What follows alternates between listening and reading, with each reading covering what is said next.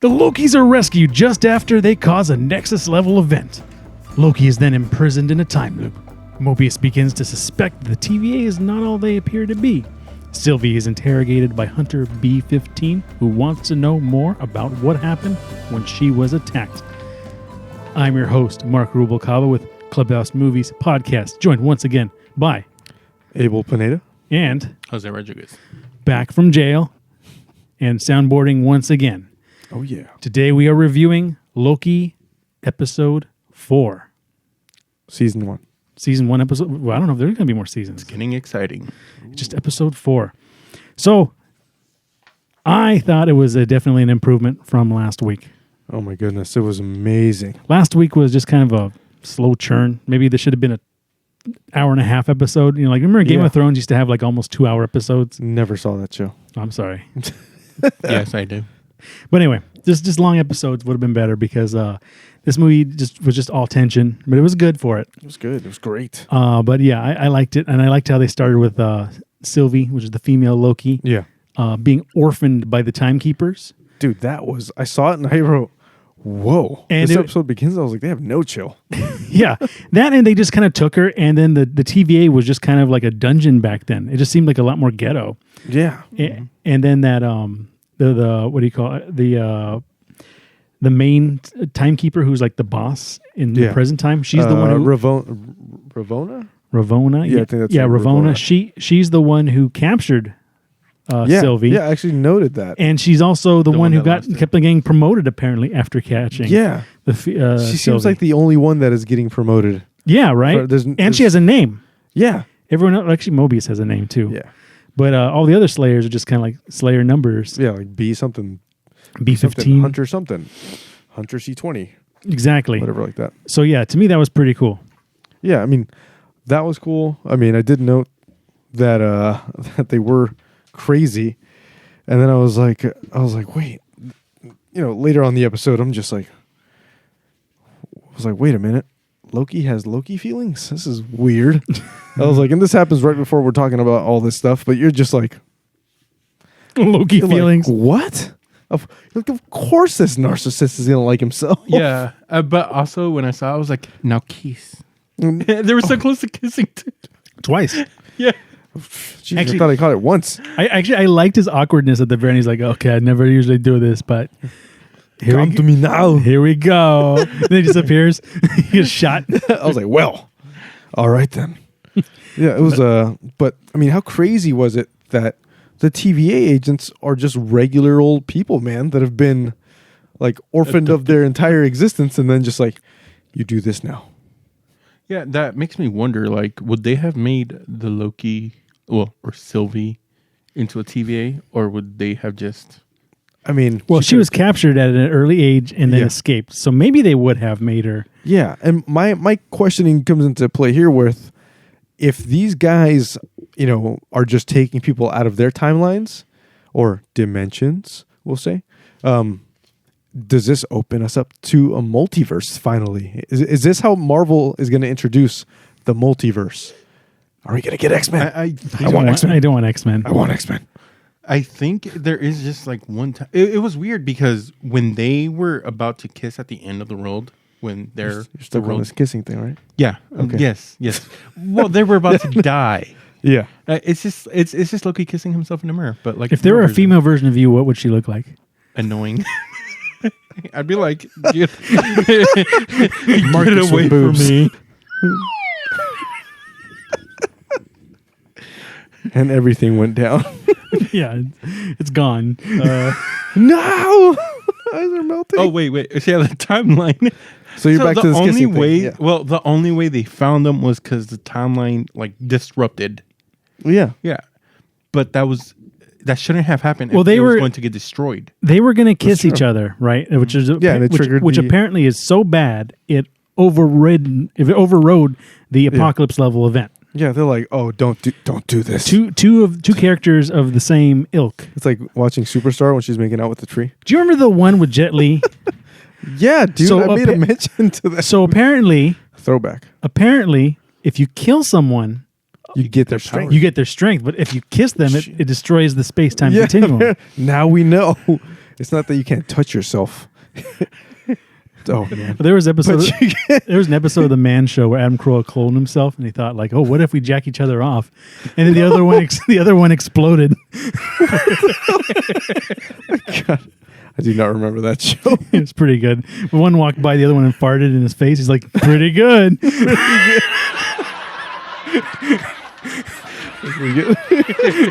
Hey, Adam Carolla, have us on your show, please. Yeah, twice. Twice. But yeah, so I was like, so my thing was like, does this open us up to a multiverse? And then again, are the timekeepers just scared of these, like, not just the Lokis, but are they scared of a multiverse? Are they even real? Well, they're Were not. they just they're put robots. there by? Well, no, that's what I mean. But they were yeah. just mindless automatons. that's Someone what I'm else saying. is pulling their They were strings. Android phones. So who is the actual person or persons behind that? Yeah, so that's it my could just be question. one. So it could be is it Galactus? Galactus? Would Galactus do? Who would organize such a? There was a character I saw that would do this. I think he has done this. I freaking forget his name. It's something Adam? galactic. No? No, that's DC, dude. No, there's Adam. They showed him at the end of Guardians 1, I believe. Oh yeah. No, it was the beginning. I don't think it's him. Yeah. It's someone else. But yeah, I mean, it's just bring X-Men. That's all I want. Well, I don't think this is in the direction of the X-Men. I think this is more cosmic. Yeah, it's definitely leading up to the next phase with all those gods and stuff.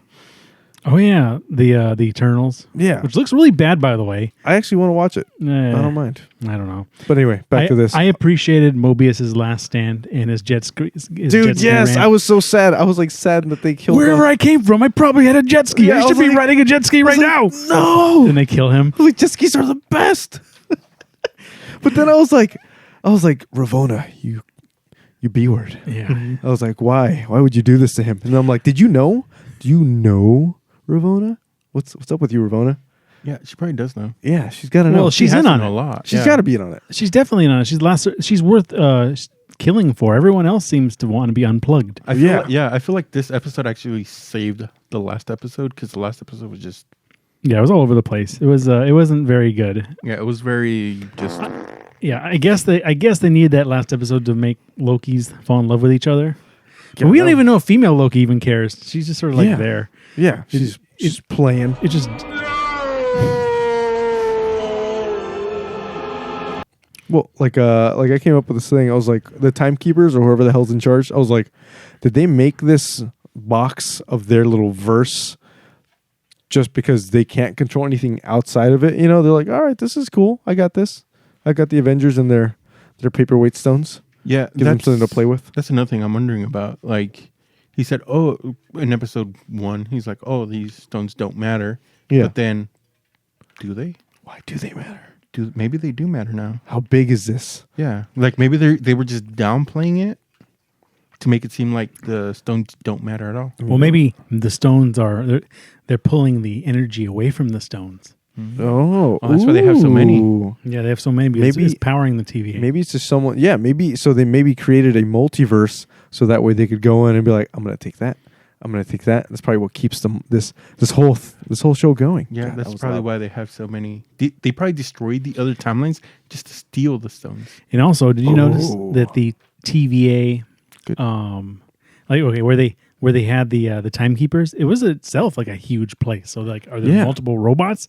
Yeah, Like, are they just or are there different elevators that go to different robots or something? yeah, like different factions of the same thing, right? I just like it how when they chopped the timekeeper robot's head off, the other two were like laughing maniacally for like Yeah, a moment. even the one with his head chopped off, his body was still doing this.